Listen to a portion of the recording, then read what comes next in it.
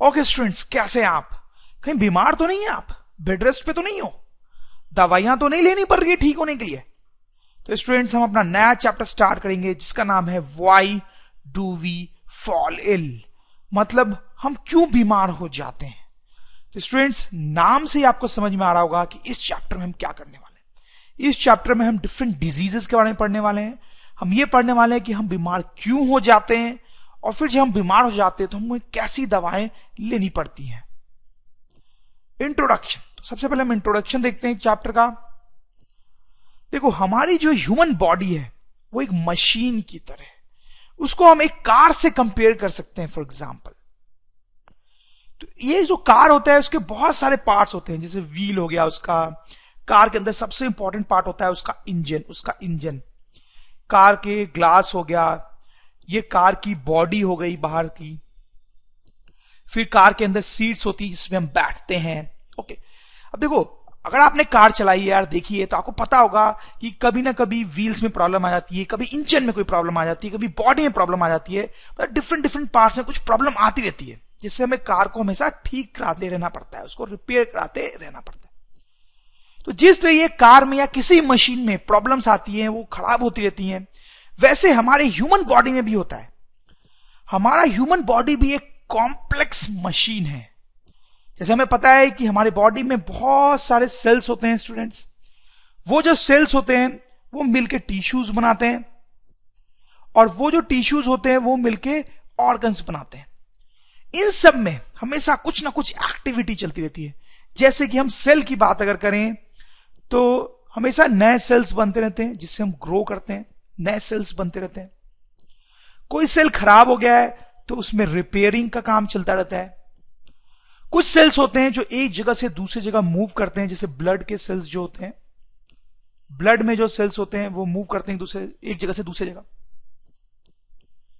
फिर हमारे बॉडी में बहुत सारे ऑर्गन्स होते हैं स्टूडेंट्स, जैसे हार्ट हो गया। हार्ट क्या करता है? ब्लड को पंप करता है हमारी बॉडी में। जैसे लंग्स हो गए, लंग्स क्या करते हैं? हमें सांस लेने में मदद करते हैं, ब्रीदिंग में हमारी मदद करते हैं। ठीक। जैसे ब्रेन हो गया हमारा। ब्रेन तो क्या काम करता है आप समझते ही हैं, बहुत सारे काम करता है। जैसे हमें चीजों को समझने में मदद करता है, अंडरस्टैंड। जैसे हमारी बॉडी में किडनी होती है, किडनी बहुत इंपॉर्टेंट ऑर्गन होता है हमारी बॉडी का। वो क्या करता है? वो यूरिन बनाता है। तो आप देख सकते हैं हमारी बॉडी के अंदर बहुत सारी एक्टिविटी चलती रहती है दिन रात। अब इतनी सारी एक्टिविटी चल रही है स्टूडेंट्स, तो उसमें कुछ ना कुछ गड़बड़ी तो हो ही सकती है, कुछ ना कुछ कहीं ना कहीं कुछ गड़बड़ी हो सकती है। तो जब किसी भी चीज में कहीं पर हमारे बॉडी में गड़बड़ी हो जाती है, ये जो एक्टिविटी चल रही है उनमें कुछ प्रॉब्लम हो जाती है, तो स्टूडेंट्स हम अच्छा फील नहीं करते हैं, हम अनकंफर्टेबल फील करते हैं। अनकंफर्टेबल, हमें परेशानी होने लगती है। वो जो सिचुएशन होती है इलनेस की। वो जो सिचुएशन है वो होती है इलनेस की, या हम बोल सकते हैं बैड हेल्थ की। मतलब हम सोच सकते हैं कि हम बीमार हो जाते हैं, हमारी हेल्थ खराब हो जाती है। तो इसी इलनेस और बैड हेल्थ के बारे में हम और आगे इस चैप्टर में पढ़ेंगे। Factors determining health. तो स्टूडेंट्स, हमारी जो हेल्थ होती है वो बहुत सारे फैक्टर्स पे डिपेंड करती है। उन फैक्टर्स को हम दो कैटेगरीज में डिवाइड कर रहे हैं, पर्सनल एंड कम्युनिटी। जैसे देखो, दोनों का एक एग्जांपल दूंगा तो आप समझ जाओगे। जैसे हमें बचपन से सिखाया जाता है कि एक्सरसाइज करने पे हमारी हेल्थ अच्छी रहती है, राइट? गार्बेज ऑन स्ट्रीट्स, अगर आप जहां रहते हो वहां सड़कों पे अगर गार्बेज होगा तो आपकी हेल्थ अच्छी नहीं रह पाएगी, सही बात। देखो, एक्सरसाइज करने की जहां तक बात है वो मेरे कंट्रोल में है कि मैं एक्सरसाइज करूं या नहीं। मैं चाहूंगा तो करूंगा, नहीं चाहूंगा तो नहीं करूंगा। लेकिन गार्बेज ऑन स्ट्रीट, क्या ये मेरे कंट्रोल में है कि गार्बेज ना हो? देखो, हम सब चाहते हैं कि गार्बेज ना हो, लेकिन आपके शहर में भी हो सकता है गार्बेज रहता हो रोड्स पे, तो वो हमारे कंट्रोल में नहीं है। लेकिन इस पे हमारी हेल्थ जरूर डिपेंड करती है ना? तो ऐसी चीजें जो हमारे कंट्रोल में है उसको हम पर्सनल वाली कैटेगरी में डालेंगे, और जो हमारे कंट्रोल में नहीं है, हमारे आसपास के सोसाइटी के कंट्रोल में है, आसपास की कम्युनिटी के कंट्रोल में है, उसको हम इस कैटेगरी में डालेंगे। समझ रहे हो स्टूडेंट? तो हम लिख सकते हैं यहां पे कि पर्सनल फैक्टर्स कौन से फैक्टर्स होते हैं which we can do as an individual, ठीक है, और कम्युनिटी के फैक्टर्स कौन से होते हैं which we can do as a society, ठीक है, जो हम इंडिविजुअली नहीं कर सकते, एज अ सोसाइटी कर सकते। तो आप समझ गए होंगे कि पर्सनल फैक्टर्स कैसे होते हैं और कम्युनिटी के फैक्टर्स कैसे होते हैं। इनके और एग्जांपल्स देखेंगे हम। देखो मैंने फोटोग्राफ हटा दिया है ताकि मेरे पास स्पेस हो लिखने का। पर्सनल फैक्टर्स की बात करें, गुड हाइजीन, जैसे कि clean toilets, washing hands regularly. तो हमें बचपन से सिखाया जाता है कि हमें हैंड वॉश करना चाहिए, उससे हमारी हेल्थ अच्छी रहती है। न्यूट्रिशियस फूड, हमें न्यूट्रिशियस फूड खाना चाहिए अच्छी हेल्थ के लिए। अब देखो कम्युनिटी रिलेटेड और भी हम पॉइंट्स देखेंगे। Cleaning of drains on roads, roads पे ड्रेन्स होती हैं उनको साफ रखना चाहिए। अब देखो स्टूडेंट्स, गुड जॉब्स, अच्छा अच्छी हेल्थ के लिए लोगों के पास अच्छी जॉब्स होनी चाहिए। आपको लग रहा हो यार अच्छी जॉब से अच्छी हेल्थ का क्या लेना देना है? देखो good jobs should be available so that people can afford good food. देखो अभी हमने पढ़ा कि अच्छा खाना, न्यूट्रिशियस फूड जरूरी है अच्छे हेल्थ के लिए, लेकिन न्यूट्रिशियस फूड जो है वो महंगा आता है। तो जब किसी के पास अच्छी जॉब होगी, जब लोगों के पास अच्छी जॉब होगी, तभी उनके पास पैसा होगा और वो अच्छा फूड अफोर्ड कर पाएंगे। इसलिए सोसाइटी में लोगों के पास अच्छी जॉब्स होनी चाहिए, तभी उनका हेल्थ ज्यादा अच्छा रह सकता है। नेक्स्ट फैक्टर है हार्मनी अराउंड अस। देखो हमारे आसपास अगर लोग झगड़ते रहेंगे, हम उनसे झगड़ते रहेंगे, तो हम कभी भी हेल्दी नहीं रह सकते। उसके लिए एक हार्मोनियस और फ्रेंडली एनवायरनमेंट जरूरी है स्टूडेंट्स। आप समझ रहे हो? तो हमने देखा कुछ पर्सनल फैक्टर्स जो हम खुद प्रैक्टिस करके अपनी हेल्थ बेटर कर सकते हैं, और कुछ कम्युनिटी रिलेटेड फैक्टर्स जो हम जिस सोसाइटी में रहते हैं, जिस इंवायरमेंट में रहते हैं, उस पर डिपेंड करते हैं। ठीक है, जिसे मैं आपको फाइनली ये बताना चाहता हूं कि our health depends not only on our own habits, our health depends not only on our own habits but also on environment around us. सही है, सिर्फ हमारी हैबिट्स पे हमारी हेल्थ डिपेंड नहीं करती है, हमारे आसपास की इन्वायरमेंट पे भी हमारी हेल्थ डिपेंड करती है। जैसे एक सिंपल सा एग्जांपल मैं आपको बताऊं तो आप देख सकते हो कि ये बच्चे बेचारे, आप देखो कैसे गंदे इन्वायरमेंट में इनको खेलना पड़ रहा है, लेकिन ये जो बच्चे आप देखो कितने साफ सुथरे इन्वायरमेंट में खेल रहे हैं। तो आपको क्या लगता है किन बच्चों का हेल्थ बेटर होगा? आप समझ रहे होंगे इन बच्चों का हेल्थ उतना अच्छा शायद ना हो और इन बच्चों का हेल्थ अच्छा हो, बिकॉज ऑफ बेटर इन्वायरमेंट। तो स्टूडेंट्स अभी तक हमने नॉर्मल टाइप की बातें की हैं जो आपको ऑलरेडी पहले पता भी होगी। अब धीरे धीरे हम टेक्निकल होते जाएंगे। ये देखो यहां पे दो टर्म्स मैंने लिखे हैं, हेल्थ और डिजीज। हेल्थ और डिजीज नॉर्मली लोग समझते हैं कि दोनों टर्म सेम ही होते हैं, बट ऐसा नहीं है, उनमें डिफरेंस है। क्या डिफरेंस है मैं आपको बताना चाहता हूं। जैसे कि सबसे पहले हम डिजीज की बात करें। डिजीज क्या होता है? डिजीज बहुत खतरनाक वर्ड, इसका मतलब होता है कोई बीमारी। जैसे कैंसर एक बीमारी है, डिजीज है। एड्स एक बीमारी है, एक डिजीज है। मलेरिया एक बीमारी है, डिजीज है। ये तो हो गया डिजीज। अब हेल्थ का क्या मतलब होता है स्टूडेंट्स? देखो हेल्थ जो है वो एक इंग्लिश वर्ड है एक्चुअली। उसका मतलब होता है, आप ऐसा सोच सकते हो, नॉट फीलिंग वेल। तो किसी भी रीजन से अगर आपको अच्छा नहीं लग रहा है तो आप बोल सकते हो कि आपकी हेल्थ खराब है, आपकी हेल्थ खराब है। जैसे मैं आपको कुछ एग्जांपल्स देता हूं। जैसे सपोज करो आप एक्चुअली में किसी डिजीज से सफर कर रहे हो, तब तो ऑब्वियस बात है कि आपकी हेल्थ खराब होगी होगी, बैड हेल्थ होगी।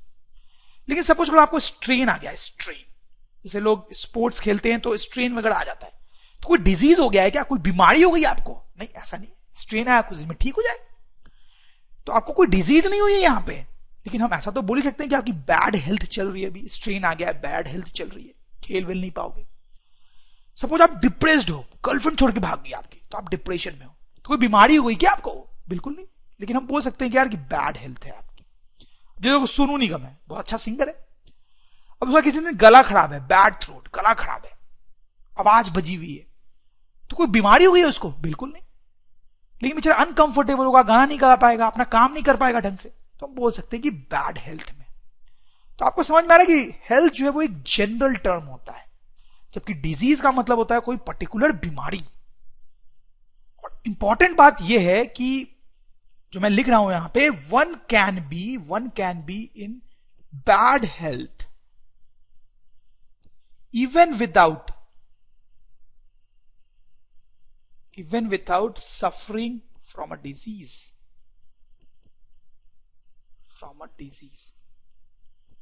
तो ऐसा हो सकता है कि लोग किसी डिजीज से सफर नहीं कर रहे हो, लेकिन तब भी उनकी हेल्थ खराब हो। ठीक है, तो डिजीज होना और हेल्थ खराब होना एक ही बात नहीं है। तो हम डिजीज की बात करेंगे स्टूडेंट्स इस चैप्टर में, और डिजीज के बारे में हम बहुत सारी चीजें देखेंगे। Look of disease, types of disease, cause of disease, disease होता क्यों है, ट्रीटमेंट ऑफ डिजीज, डिजीज का इलाज कैसे करते हैं हम, कैसी दवाइयां खाते हैं, प्रिवेंशन, डिजीज से हम कैसे बच सकते हैं। तो स्टूडेंट सबसे पहले हम स्टार्ट करेंगे लुक ऑफ डिजीज से। लुक ऑफ डिजीज, तो लोगों को समझ में नहीं आता है कि लुक ऑफ डिजीज का क्या मतलब है। देखो बात सिंपल सी है कि सपोज करो कोई आदमी है जिसको कोई डिजीज है और कोई आदमी है जिसको डिजीज नहीं है। तो जो आदमी डिजीज है जिसको, वो कैसा दिखेगा, उसमें बहुत सारी प्रॉब्लम्स हमें दिख सकती हैं। जैसे कैसी प्रॉब्लम्स? हो सकता है उस आदमी को फीवर हो सकता है उस आदमी को हेडेक से सफर करना पड़ रहा हो, उसका सर बहुत दुख रहा हो, उसको लूज मोशन हो सकता है, कफ हो सकता है, उसको बॉडी पे वुंड्स हो सकते हैं जिसमें पस भी हो सकता है। तो जब कोई आदमी किसी डिजीज से सफर कर रहा होता है जनरली, तो उसमें ये सारी प्रॉब्लम्स आने लगती हैं। इनमें से कुछ या फिर सारी भी आ सकती हैं। तो ये जो डिफरेंट टाइप्स की प्रॉब्लम आने लगती है, इनको हम बोलते हैं सिम्टम्स। तो अगर आपको कुछ ऐसे सिम्टम्स दिख रहे हैं, ऐसी प्रॉब्लम्स दिख रही हैं अपने बॉडी में, इसका मतलब है कि हो सकता है आप किसी डिजीज से सफर कर रहे हो। तो हम लिख सकते हैं स्टूडेंट कि symptoms are problems like fever, headache, loose motion, cough etcetera, which indicate that the person is suffering from some disease। ठीक है, तो अगर कोई आदमी किसी डिजीज से सफर कर रहा है तो उसमें शायद इस टाइप की कुछ प्रॉब्लम्स आएंगी, और इन प्रॉब्लम्स को हम स्टूडेंट्स बोलते हैं सिम्टम्स। अब यहां पे इंपॉर्टेंट बात यह है कि ये जो सिम्टम्स होते हैं, ये हमें ये बताते हैं कि आदमी डिजीज से सफर कर रहा है, लेकिन कौन सी डिजीज से सफर कर रहा है ये नहीं बताते हैं। कौन सी डिजीज से सफर कर रहा है ये नहीं बताते। जैसे कि अगर मान लो किसी को हेडेक हो रहा है, अगर किसी को हेडेक हो रहा है तो हम समझ जाएंगे कि यार उसको शायद कोई डिजीज हो गई है, लेकिन कौन सी डिजीज है ये हम नहीं बता सकते अभी, क्योंकि बहुत सारी ऐसी बीमारियां हैं, बहुत सारी ऐसी डिजीजेस हैं जो होने पे हेडेक हो सकता है। ठीक, जैसे कि मान लो फीवर हो गया आपको, तो सिर्फ ये देख के कि आपको फीवर हो गया, हम ये तो बोल सकते हैं कि शायद आपको कोई डिजीज हो गई है, लेकिन कौन सी ये नहीं बता पाएंगे, क्योंकि बहुत सारी डिजीजेस हैं जिनमें फीवर हो जाता है। समझ रहे हो आप मेरी बात? तो हम यहां पे स्टूडेंट्स ये बात लिख सकते हैं कि इंपॉर्टेंट बात है, symptoms tell the presence of some disease. Symptoms ये बताती हैं कि कोई डिजीज है, but they do not tell exactly which disease. वो ये नहीं बताती हैं एग्जैक्टली कि कौन सी डिजीज है। तो स्टूडेंट्स यहां पे एक प्रॉब्लम है, आप शायद समझ ही रहे होंगे कि सिम्टम से डिजीज कौन सा है ये तो पता चल नहीं रहा है, तो फिर डॉक्टर इलाज कैसे करेगा जब पता ही नहीं चला उसको कि डिजीज कौन सा है? कैसे दवाई देगा आपको? देखो, तो डॉक्टर्स को कैसे पता चलता है कि कौन सा डिजीज है? डॉक्टर्स जो है वो सिम्टम्स जैसे एक और टर्म को एनालाइज करते हैं, साइंस क्या होता है? साइंस वो चीज होती है which tell the exact disease। Science वो चीजें होती हैं जिससे हमें यह पता चलता है कि एग्जैक्टली कौन सी डिजीज है। तो साइंस के अंतर्गत बहुत सारी चीजें आती हैं, जैसे कि फाइनर डिटेल्स ऑफ सिम्टम्स। अब जैसे देखो, मैंने आपको बताया कि फीवर से यह नहीं पता चलता है कि कौन सा डिजीज है, क्योंकि बहुत सारी डिजीज में फीवर होता है, लेकिन हर डिजीज में फीवर का पैटर्न थोड़ा अलग अलग हो सकता है।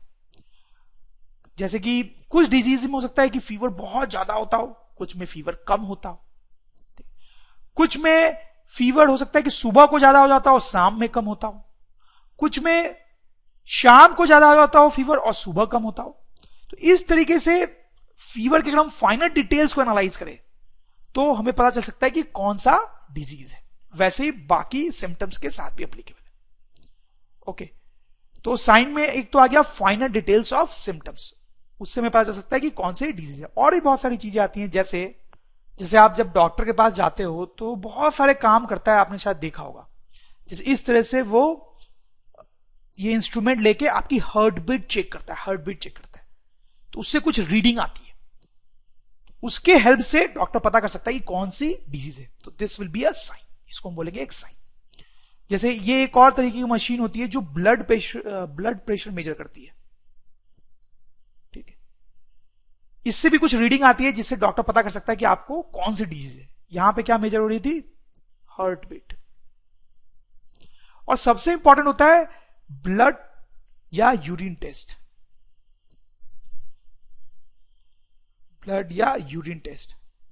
जैसे कई बार आप डॉक्टर के पास जाते हो तो वो इंजेक्शन लगाता है आपकी बॉडी में और खून निकालता है। फिर डॉक्टर क्या करता है, उस खून पे बहुत सारे एक्सपेरिमेंट्स करता है। वैसे वो आप उसको अपना यूरिन भी देते हो, उस पे वो बहुत सारे एक्सपेरिमेंट्स करता है, जिससे उसको बहुत सारी बातें पता चलती हैं, जिससे ये पता चलता है कि आपको कौन सी डिजीज है। तो दीज आर ऑल साइंस। तो आई होप स्टूडेंट्स आप समझ गए होंगे। तो स्टूडेंट्स क्या पढ़ा हमने, थोड़ा सा देखते हैं, हम रिकॉल करते हैं। हमने देखा लुक ऑफ डिजीज। हमने देखा कि जब हम बीमार होते हैं तो हमें कुछ सिम्टम्स आते हैं जिससे हमें पता चलता है कि कोई बीमारी हुई है, कोई बीमारी हुई है। कौन से हुई है वो पता नहीं चलता अभी सिम्टम्स। फिर जब हम डॉक्टर के पास जाते हैं तो डॉक्टर और एनालिसिस करते हैं, उनको कुछ साइंस मिलते हैं जिनसे उनको पता चलता है कि एग्जैक्टली कौन सा डिजीज है। अब हम आगे बढ़ेंगे स्टूडेंट्स और हम पढ़ेंगे cause of disease. This is important कि आखिर डिजीज हमें होता ही क्यों है। तो डिजीज के बहुत सारे कॉज हो सकते हैं, उनको हम दो कैटेगरीज में यहां डिवाइड करके पढ़ेंगे, एक्सटर्नल कॉज स्टूडेंट्स और इंटरनल कॉज। तो स्टूडेंट्स हम देखते हैं कि एक्सटर्नल कॉज क्या क्या हो सकते हैं डिजीज होने के। जैसे कि हमने माइक्रोब्स के बारे में तो पढ़ा ही है पहले वाले चैप्टर्स में। जैसे आप नाम ले सकते हो, बैक्टीरिया हो गया, वायरस हो गया, फंगस हो गया, और स्टूडेंट्स प्रोटोजोआ हो गया, फिर वॉर्म्स होते हैं। ये सब बहुत छोटे छोटे जीव होते हैं, बहुत छोटे छोटे ऑर्गेनिज्म्स होते हैं। ये बहुत आसानी से हमारी बॉडी के अंदर घुस जाते हैं और उसके कारण हमें डिजीज हो जाते हैं। अब ये हमारे बॉडी के अंदर कैसे घुसते हैं वो भी हम देखेंगे। तो इनके हमारे बॉडी में घुसने के कारण जब डिजीज होता है तो हम बोलते हैं एक्सटर्नल कॉज। एक्सटर्नल क्यों एक्सटर्नल बोल रहे हैं आप समझ ही रहे होंगे, क्योंकि ये हमारी बॉडी के बाहर से आते हैं। Come from outside body, come from outside body, हमारे बॉडी के बाहर से आते हैं, ठीक है। लेकिन कई बार इंटरनल कॉजेस भी होते हैं डिजीज के। जैसे कि मैं आपको बताऊं, लैक ऑफ एक्सरसाइज। मान लो आप एक्सरसाइज नहीं करते हो और आपको कोई बीमारी हो जाती है, जैसे हाई ब्लड प्रेशर हो सकता है आपको अगर आप एक्सरसाइज नहीं करते हो, तो हाई ब्लड प्रेशर नाम की बीमारी हो सकती है। तो ये इंटरनल कॉज हुआ या एक्सटर्नल कॉज हुआ? लैक ऑफ एक्सरसाइज आप समझ रहे होंगे, वो एक इंटरनल कॉज है, किसी ने आप पे अटैक तो किया नहीं है, तो ये इंटरनल कॉज है डिजीज होने का। जैसे फिर ओवर ईटिंग। अब देखो ऐसे तो हमें अच्छे अमाउंट में खाना चाहिए, लेकिन अगर बहुत ज्यादा भी खा लोगे तो बीमार हो जाओगे, ठीक। जैसे आपको ओबेसिटी हो जाएगी। ओबेसिटी जानते हो आप? ओबेसिटी का मतलब होता है कि आप बहुत मोटे हो गए हो, ठीक। तो ये भी एक इंटरनल कॉज है, आपने ज्यादा खाया इसलिए आप बीमार हुए। मैल न्यूट्रिशन। मैल न्यूट्रिशन मतलब यार कि आपने अगर अच्छा खाना नहीं खाया, हेल्दी फूड नहीं खाया, तो आप बीमार हो सकते हो।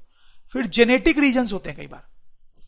जेनेटिक रीजंस का मतलब होता है कि जैसे कि अगर पेरेंट्स को कोई बीमारी है, और उससे चिल्ड्रन को वो बीमारी आ जाती है, ठीक है। फैमिली मेंबर से अगर कोई बीमारी आती है तो उसको हम जेनेटिक बीमारी बोल सकते हैं।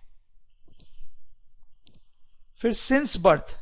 कई बार बहुत अनफॉर्चुनेटली क्या होता है कि जन्म से ही कोई लोगों में बीमारी होती है। जैसे जन्म से ही किसी की आंख खराब है, जन्म से ही कोई ब्लाइंड है, ठीक है। तो इसमें बाहर से तो कोई अटैक हुआ नहीं है, ये भी इंटरनल कॉज हुआ, ठीक है। फिर हो सकता है cause failure of some organs. जैसे कोई ऑर्गन आपका फेल हो गया, जैसे किडनी अचानक फेल हो गई, ठीक है, हार्ट अचानक फेल हो गया, ठीक है। आपकी आंखें अचानक फेल हो गई तो आप ब्लाइंड हो गए, तो ये सब भी इंटरनल कॉज है। तो एक्सटर्नल कॉज में मेनली ये आता है कि कोई माइक्रोब आप पे अटैक करता है, तो उससे आपको जो डिजीज होता है तो हम उस टाइम बोलेंगे कि एक्सटर्नल कॉज था। और अदरवाइज बहुत सारे रीजंस होते हैं जिनको हम इंटरनल कॉजेस बोल सकते हैं। स्टूडेंट्स, अभी हमने कॉज ऑफ डिजीज देख लिया, अब हम एक इंटरेस्टिंग चीज देखेंगे, different levels of cause of disease. जैसे मैं आपको एक एग्जांपल से समझाता हूं। ये है हमारा दोस्त चिंटू। ये चिंटू जो है वो बीमार पड़ जाता है, उसको लूज मोशन होने लगते हैं, ठीक है, वो बीमार पड़ गया। क्यों बीमार पड़ गया यार? ये आप देख सकते हो कि वो गंदा पानी पी रहा है। आपको कभी नहीं करना है ऐसा। तो वो जो गंदा पानी पी रहा था उसमें माइक्रोब्स थे, सपोज करो वायरस था। तो जब उसने पानी पिया तो पानी के साथ साथ वायरस भी उसके बॉडी में चला गया और उसने उसको बीमार कर दिया। तो हम बोल सकते हैं चिंटू क्यों बीमार हुआ? क्योंकि उसके बॉडी में वायरस चला गया। सही है। अब उसके बॉडी में वायरस क्यों गया? तो हम बोल सकते हैं वायरस इसलिए गया क्योंकि उसने डर्टी वाटर पिया। ठीक। अब उसने डर्टी वाटर पिया क्यों पिया उसने डर्टी वाटर? उसको शौक है डर्टी वाटर पीने का? नहीं, बेचारा गरीब है, उसके पास पीने का साफ पानी है ही नहीं, तो इसलिए प्यास लगी तो मजबूरी में प्यास बुझाने के लिए गंदा पानी पीना पड़ा। तो उसने क्यों पिया गंदा पानी? Because of poverty. समझ लो आप स्टूडेंट्स। तो अगर देखा जाए तो टेक्निकली उसके बीमार पड़ने का रीजन तो है वायरस, लेकिन देखा जाए तो कहीं ना कहीं पोवर्टी, गरीबी भी उसके बीमार पड़ने का रीजन है। ठीक। तो यहां पर हम क्या बोलेंगे? हम बोलेंगे कि ये जो वायरस का उसके बॉडी के अंदर जाना है, ये जो है वो इमीडिएट कॉज है। ये इमीडिएट कॉज है उसके डिजीज का, इमीडिएट कॉज है। या फिर हम बोलेंगे उसको कि वो फर्स्ट लेवल कॉज है, फर्स्ट लेवल कॉज। उसने गंदा पानी पिया, इसको हम बोलेंगे second level cause of his disease, second level cause of his disease. वो गरीब है, उसको हम बोलेंगे third level cause of his disease. समझ गए होंगे स्टूडेंट्स आप? सिंपल सी बात है। अब स्टूडेंट्स यहां पे एक और बात है समझने की। चिंटू जिस बस्ती में रहता है उसमें और बहुत सारे बच्चे हैं, बिल्कुल, और उनका सिनेरियो वही है जो कि चिंटू का है। चिंटू की तरह वो भी गरीबी का शिकार है। जब प्यास लगती है तो चिंटू की तरह वो भी यही गंदा पानी पीते हैं, और यही गंदा पानी पीते हैं तो उनके अंदर भी यही वायरस जाता है। तो कायदे से चिंटू की तरह इन सबको लूज मोशन स्टार्ट हो जाना चाहिए, सबको बीमार हो जाना चाहिए। लेकिन क्या लगता है आपको, ऐसा होता हुआ क्या कि सारे के सारे बच्चे बीमार हो जाते हो? नहीं, ऐसा नहीं होता। ठीक है, सब गरीब हैं, सब यही गंदा पानी पीते हैं, सबके अंदर वायरस जा रहा है, लेकिन बीमार सिर्फ कुछ ही होते हैं, सारे के सारे बीमार नहीं हो जाते। और आप थोड़े परेशान हो गए होंगे ऐसा क्यों? तो देखो मैं आपको एक चीज समझाऊंगा यहां पे, जेनेटिक डिफरेंस। जेनेटिक डिफरेंस का मतलब देखो क्या होता है कि मान लो कि दो लोग हैं और ये मिलके एक बच्चा पैदा करते हैं, ठीक है, एक चाइल्ड पैदा करते हैं ए, और दो दूसरे अलग लोग हैं, ये दोनों मिलके दूसरा चाइल्ड पैदा करते हैं, चाइल्ड बी। ओके, अब देखो ये जो दो लोग हैं वो अलग होंगे compare to these two people. सही है। जैसे इनमें बहुत सारी अलग अलग प्रॉपर्टीज हो सकती है इन लोगों में कंपेयर टू दीज पीपल। मतलब इनकी हाइट अलग होगी, इनका कलर अलग होगा, इनके बोलने का ढंग अलग होगा, मतलब अलग अलग चीजें होंगी इनमें कंपेयर टू देम। तो क्या होगा कि इनका जो बच्चा होगा, चाइल्ड है, वो अलग होगा कंपेयर टू चाइल्ड भी। इन दोनों बच्चों में बहुत सारे डिफरेंसेस होंगे, बहुत सारे डिफरेंसेस होंगे, और उसका रीजन होगा उनके डिफरेंट पेरेंट्स। तो डिफरेंट पेरेंट्स होने के कारण जो डिफरेंसेस होते हैं बच्चों में, उनको हम बोल सकते हैं स्टूडेंट्स जेनेटिक डिफरेंसेस। उनको हम बोल सकते हैं जेनेटिक डिफरेंसेस। हायर क्लासेस में इनके बारे में हम और पढ़ेंगे। ओके, तो अब ऐसा हो सकता है कि ये जो चाइल्ड है ये थोड़ा सा स्ट्रांग है वायरस को लेके, मतलब ये वायरस को थोड़ा टॉलरेट कर सकता है, मतलब कोई वायरस इसके बॉडी में जाए तो ये जल्दी बीमार नहीं होगा, ये इसकी ऐसी प्रॉपर्टी है इस चाइल्ड की। लेकिन ये चाइल्ड ऐसा हो सकता है कि ये तुरंत बीमार हो जाए, ये वायरस को टॉलरेट नहीं कर सके, थोड़ा भी इसके अंदर वायरस गया तो ये बीमार हो जाएगा। ठीक, तो अब आप समझ होंगे स्टूडेंट्स कि क्यों कुछ ही बच्चे बीमार हो रहे थे हालांकि सबके अंदर वायरस जा रहा था। तो जो बीमार हो रहे थे उनके बीमार होने का रीजन है जेनेटिक डिफरेंस। ठीक है, तो सबके अंदर वायरस गया, सबने गंदा पानी पिया था, सबके अंदर वायरस गया, लेकिन बीमार कुछ ही हुए। ठीक है, क्योंकि सब बच्चे जेनेटिकली थोड़े डिफरेंट हैं। तो स्टूडेंट्स, चिंटू के बीमार होने में जेनेटिक डिफरेंस का भी रोल है। ठीक है, चिंटू के बीमार होने में जेनेटिक डिफरेंस का भी रोल है।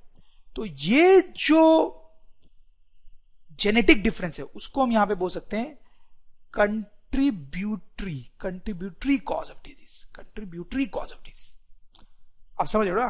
देखो, फंडामेंटली तो डिजीज वायरस के कारण हो रहा है, जो डर्टी वाटर से आया और जो पॉवर्टी के कारण है। तो फंडामेंटली जो बीमारी है वो वायरस से फैल रही है, लेकिन जो जेनेटिक डिफरेंस है वो भी एक इंपॉर्टेंट रोल प्ले कर रही है ये डिसाइड करने में कि डिजीज होगा या नहीं होगा। तो इसको हम बोलेंगे यहां पे कंट्रीब्यूटरी कॉज। एक बात और हम यहां पे नोट करेंगे कि contributory cause is not a cause of disease by itself. मतलब ये जो कंट्रीब्यूटरी कॉज था, जेनेटिक डिफरेंस, वो अपने आप में डिजीज का कॉज नहीं है, अपने आप में डिजीज का कॉज नहीं है। मतलब समझ रहे हो? मतलब अगर और कुछ भी नहीं होता है, मतलब ये वायरस अगर नहीं आते हैं, अगर ये वायरस नहीं आते हैं, तो ये जो जेनेटिक डिफरेंस है वो खुद से डिजीज नहीं कर सकता, वो खुद से चिंटू को बीमार नहीं कर सकता। तो जेनेटिक डिफरेंस जो है वो खुद से डिजीज क्रिएट नहीं करता है। उससे ये डिसाइड होता है कि हां, जब ये वायरस अटैक करेगा तो डिजीज होगा या नहीं। लेकिन अगर वायरस अटैक नहीं करता है तो जेनेटिक डिफरेंस के कारण कोई डिजीज नहीं होने वाला। टाइप्स ऑफ डिजीजेस, स्टूडेंट्स, बहुत तरह की डिजीज होती हैं, उनके नाम्स भी देखेंगे, तो उनको हम कैटेगराइज कर लेते हैं डिफरेंट ग्रुप्स में। जैसे देखो, मैं आपको एक एग्जांपल से समझाता हूं।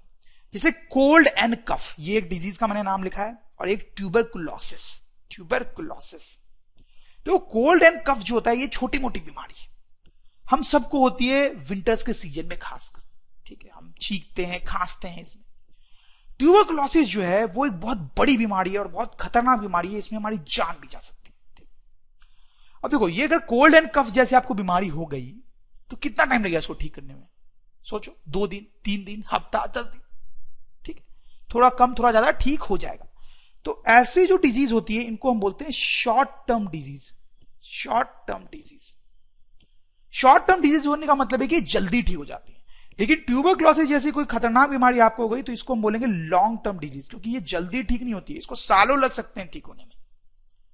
फिर ये जो कोल्ड एंड कफ वाली बीमारी है ये उतनी सीरियस नहीं है, नॉट वेरी सीरियस, बहुत सीरियस टाइप की डिजीज नहीं है।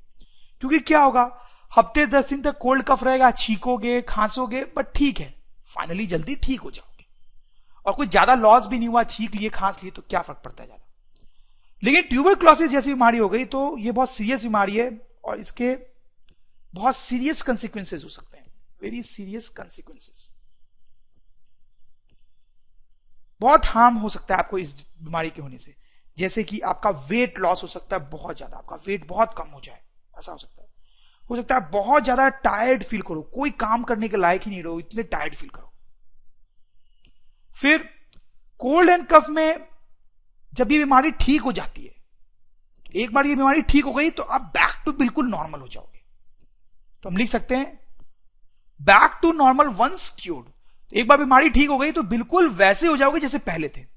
लेकिन इस बीमारी में ऐसा हो सकता है कि ठीक होने के बाद भी, बीमारी के ठीक होने के बाद भी कुछ असर रह जाए। तो देखो, मैंने लिखा है some bad effects may take very long time to go. सही समझ लो स्टूडेंट्स आप? देखो, इस टाइप के जो डिजीज होते हैं उनको नाम दिया गया है एक्यूट डिजीजेस। और इस टाइप के जो डिजीज होते हैं उनको नाम दिया गया है क्रॉनिक डिजीजेस। तो बेसिकली देखा जाए तो एक्यूट डिजीज वैसे डिजीज होते हैं स्टूडेंट्स जो शॉर्ट टर्म होते हैं, जो जल्दी ठीक हो जाते हैं, और क्रॉनिक डिजीज वैसे डिजीज होते हैं स्टूडेंट्स जो लंबा टाइम लेते हैं ठीक होने में, लॉन्ग लास्टिंग होते हैं, बहुत टाइम लगता है उनको ठीक होने में। तो ये जो क्लासिफिकेशन किया गया है that is based on duration पे बेस्ड है कि कौन कितना टाइम लेता है ठीक होने में। ओके, अब जैसे देखो, एक्यूट डिजीजेस के कुछ एग्जांपल्स हम देखेंगे। जैसे एक एग्जांपल तो मैंने आपको बता दिया, कोल्ड एंड कफ, और भी एग्जांपल्स होते हैं इसके, जैसे टाइफॉइड जल्दी ठीक हो जाता है, मलेरिया ये भी जल्दी ठीक हो जाता है, इन्फ्लुएंजा, ये सब एक्यूट डिजीज के एग्जांपल है। क्रॉनिक डिजीज के एग्जांपल हो सकते हैं कैंसर, एड्स, ये तो कुछ ऐसी डिजीज हैं जो कि ठीक ही नहीं होती। इलिफेंटिएसिस। ओके स्टूडेंट्स, तो आप समझ गए होंगे, बहुत सिंपल फंडा है। बेस्ड ऑन कॉज, देखो अभी जो हमने क्लासिफिकेशन किया था वो ड्यूरेशन के बेसिस पे था, अब हम कॉज के बेसिस पे क्लासिफिकेशन करेंगे। जैसे अभी आप समझ जाओगे, दो कैटेगरीज में हमने डिजीजेस को डिवाइड किया है, infectious diseases and non infectious diseases. देखो हमने कुछ देर पहले पढ़ा था कि बहुत सारे डिजीजेस जो होते हैं वो bacteria, virus, fungus, protozoa, worms, उनके कारण होते हैं। तो ऐसे जो डिजीजेस होते हैं उनको हम बोलते हैं इन्फेक्शियस डिजीजेस, और बाकी जो डिजीजेस बच गए उनको बोलते हैं नॉन इन्फेक्शियस डिजीजेस। हम लिख सकते हैं कि a disease is called infectious. A disease is called infectious if its immediate cause is microbes. ठीक है, किसी डिजीज को हम इन्फेक्शियस बोलेंगे अगर उसका इमीडिएट कॉज जो है वो माइक्रोब्स है, और अगर ऐसा नहीं है तो उसको हम बोलेंगे नॉन इन्फेक्शियस डिजीज। समझ रहे हो आप बात?